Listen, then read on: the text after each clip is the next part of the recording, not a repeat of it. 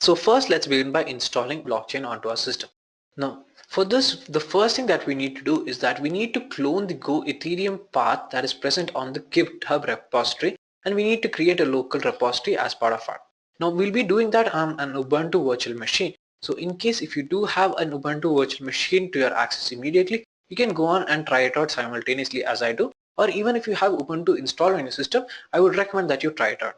So we're going to go step by step and I'll be explaining it to you completely. So even if you face any challenge at one step, I'll be able to assist you with respect to that same. Okay, so first let's begin by cloning the Git repository. Now the first thing that we're going to do is we're going to execute the command git clone, and then we're going to clone the Go Ethereum repository present on Git. So for that, use the command git clone.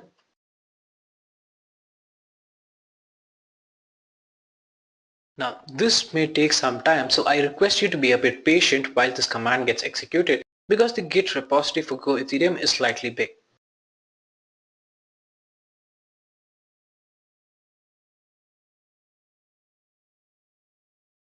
Okay, so now that the repository has been cloned, let's go into the folder.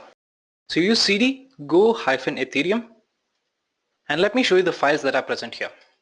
So these are all the files that are present in the Go Ethereum folder. So now what we're going to do is that we're going to check out the tags or the versions which are present for Go Ethereum. For that, what you can do, you can check the commit issues. So this will give you an idea as to the different versions of Go Ethereum that are present. So you can use the command git tag and you can see the different versions of Go Ethereum. Since 1.6.7 seems to be the latest version, we'll use that as part of our practical. Now what we're going to do is that we're going to create a branch of the version 1.6.7. For that, you can use the command git checkout tags / the version which you want to branch. So in this case it's v1.6.7 followed by -b branch and the target destination. So what I'm going to do is that I'm going to set the target destination to be as Edureka Ethereum v1.6.7. Let me just increase the size. Now let me just show you the branch. For that, you can use the command git branch. Now before we move forward and begin the blockchain execution, you need to install the Go language as part of your system. Now to do that, what you can do is that you can go to the website. So if you search for Golang download, you can be directed to the official download page for Go language, and you can choose whichever package meets your requirement. If it's OS X, if it's Ubuntu, if it is Windows, you can choose correspondingly and install Golang.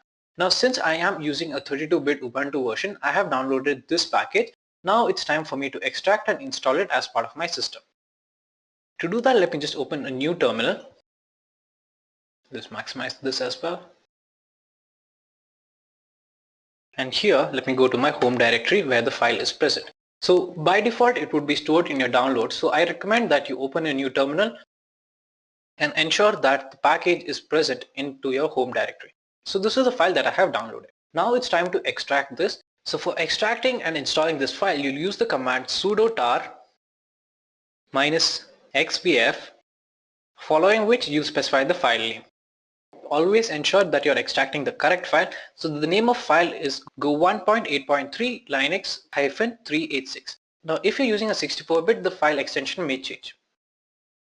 Now once you specify that, just hit on enter and the extraction and installation will start. But before that, always ensure you're using the sudo command to execute this, because this requires administrative privileges. Now as you can see, the Go language is getting extracted and installed onto my system, and it has successfully extracted it. Now what I need to do is that I need to move it to a specific location, that is my /user/local. This is mainly to ensure that I have ease of access to this language whenever needed. So for this, you can use the following command, that is sudo move go, that is the folder to which it has been extracted to user/local. Now make sure that you execute it and the file would have moved. Now just to check if the file is successfully moved, you can go to the directory, that is cd/user/local, and check if the file is present here. Sorry about that. So here you can see the Go folder is present. Once you've done this, just close this terminal. Now before you finally complete and execute this, the last step that you need to do is open a new terminal, and here you can try the command sudo.getit.bash rc. Now this is mainly to add the environment variables to my list of variables. So here there are three lines that you need to add. First is export go root is equal to the location where go variable has been moved to. So once you set the go root, then what you need to do is that you need to specify the working folder. For that, what you're going to specify is the go path variable. So for that, you can use the following syntax, that is go path is equal to my home directory /project/project1. Now this can be set to any location as per your requirement. I'm just setting it as to the following.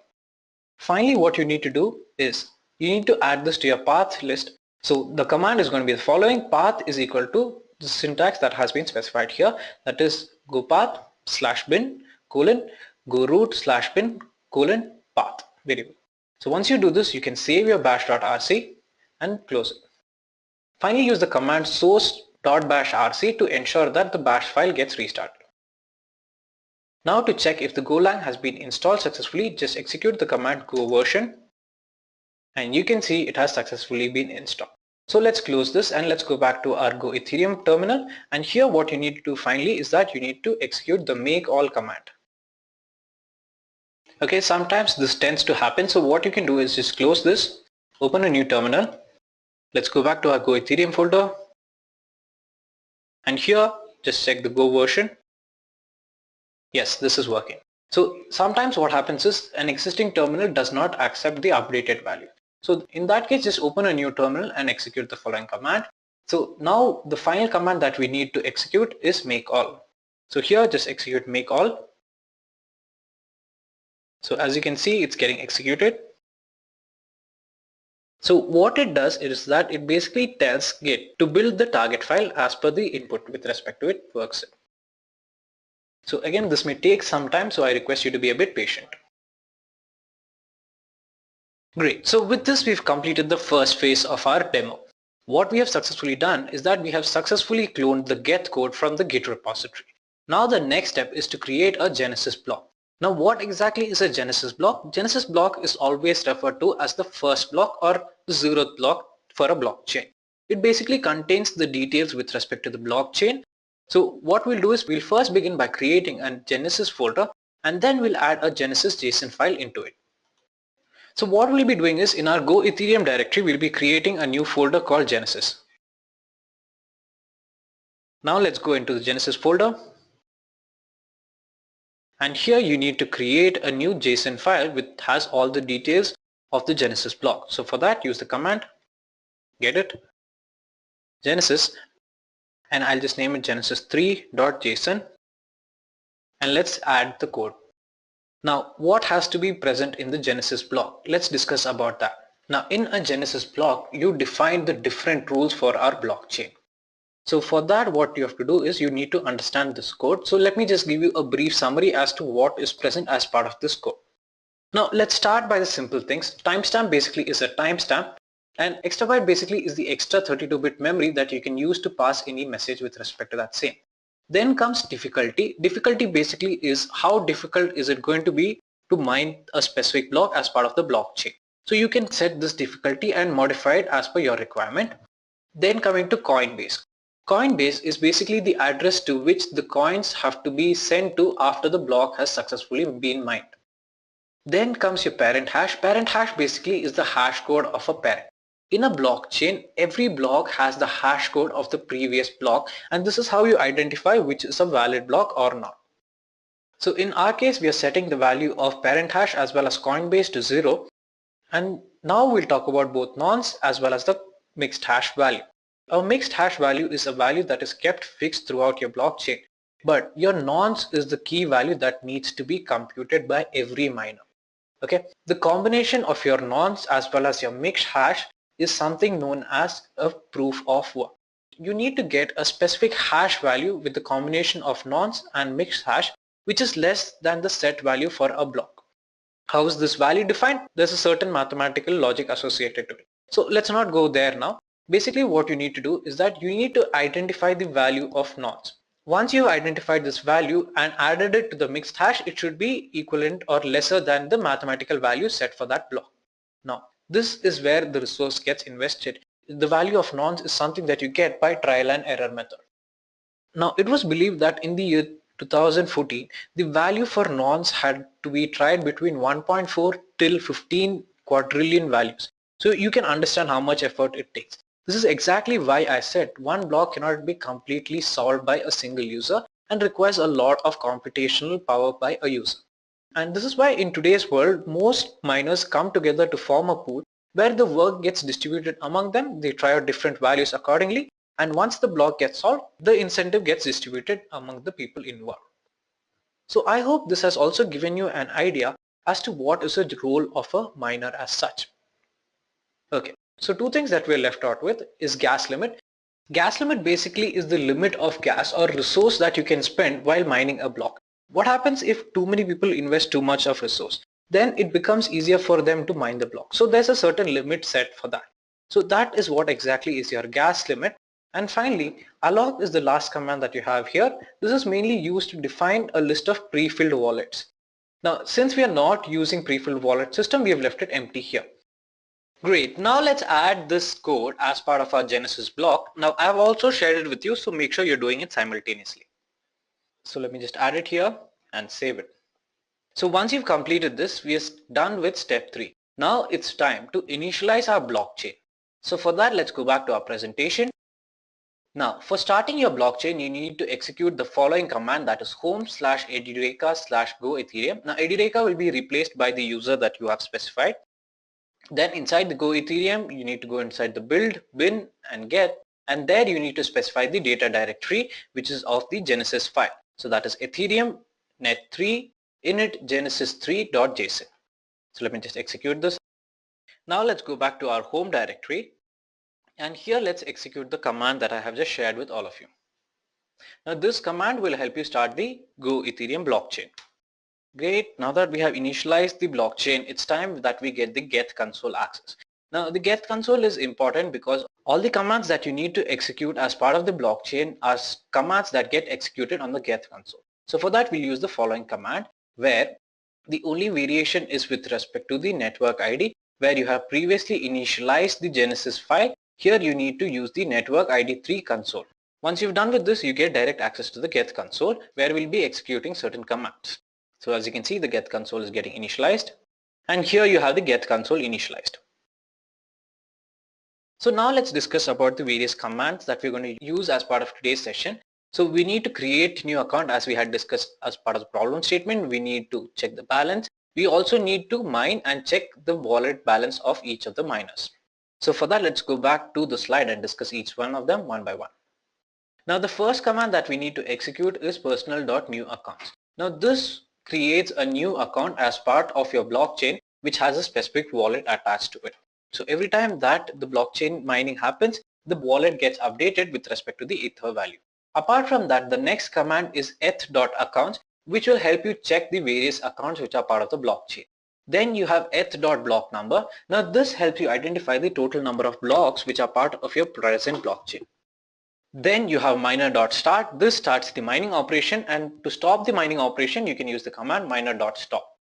Finally, you have eth.block number, which tells you at which block you are after performing the mining operation. And finally, the command that is eth.getBalance will help you identify what is the balance in a specific account.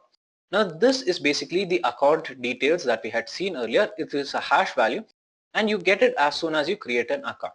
So now let's go back to our console and begin by executing each of these commands one by one. Now as we have discussed, the first command that we'll be executing is for creating a new account, so that is personal.newAccount. Now one thing to remember is that A is capital here, and once you hit on enter, it asks you for a passphrase, which is quite similar to your password. So once you set a specific passphrase, it will ask you to confirm it again. Once you've entered the passphrase, it begins the creation of a new account and you get the account number added here. Now let's see which are the accounts as part of your present blockchain. So for that, use eth.accounts and it will give you a complete list of all the accounts part of your blockchain. So I have been using this blockchain for a while, so there are different accounts which are part of my blockchain. So since you are creating an account for the first time, you'll just have one account. I'd recommend that you create 2 accounts at least before you go ahead with the next step.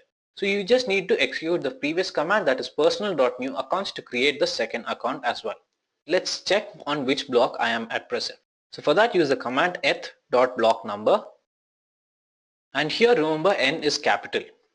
So once you do this, you get the value of the block number. Now I am at 3326 because I have already used this operation before, but you may get the value as 0 because you might be on the 0th block. Okay, so let's start our mining operation. For that, which command are we going to use? That's correct, Aditya. We're going to use miner.start.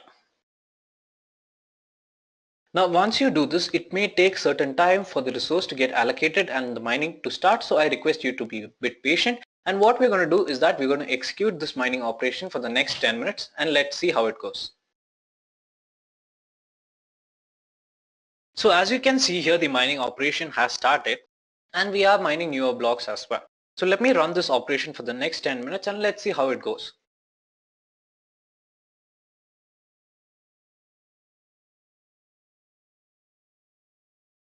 Okay, so now we have run our mining operation for 10 minutes. Let me just stop this. So for that, we are going to use the command miner.stop. And once you execute it, if you get true, that means the mining operation has stopped. Now let's see which block we are presently in. So for that, which command do we have to use? That's correct, Deepika. We're going to use the command eth.block number. Now if you can see, we are at block 3367. Who remembers the first block before we started the mining operation? Yes, it was 3326. So we've mined close to 41 blocks in just 10 minutes. Now this is because we have set a specific value of difficulty. If you want, you can increase it. You can change the value of that, thereby increasing the time for mining a block. So I request that you try that out by changing the values in the Genesis blocks. Now it's time that we go to the last step, that is to check the balance of an account. Now let me just see all the accounts that are part of this blockchain. So for that, we're going to use the command eth.accounts. Now to check the balance, you need to use the command eth.getBalance. Again, here B is capital. And here you need to specify the account number. So let me just pick the first account number here. I'll copy it and pass it as a parameter for my getBalance function. Now when you hit enter, you can see the corresponding value of Ether that is present in this account. Now since this was my first account, it has a certain specific value. Now the more time that you run your mining operation, more will the Ether get created and added to these accounts. Now if you see newer accounts, they may not have the same Ether that are present there. It gets distributed according to how much resource has been put in by each miner. In this case, the first account has been there for longer time. But if you see the latest account, if I execute this, then you see the balance to be 0 because it has not contributed that much as part of this block. So I would request that you try mining it for a while, maybe try mining about 500 or 600 blocks, and then you can see the difference with respect to the latest account that you have added. Now coming back to our presentation, with this we come to a conclusion of today's session. Just to summarize what we have learned, we started off by understanding what would a world look like without banks. We even saw the Bitcoin history and how blockchain helps with the Bitcoin solution. After that, we talked about the various blockchain concepts and the blockchain use case, and finally we saw the demo as part of today's session.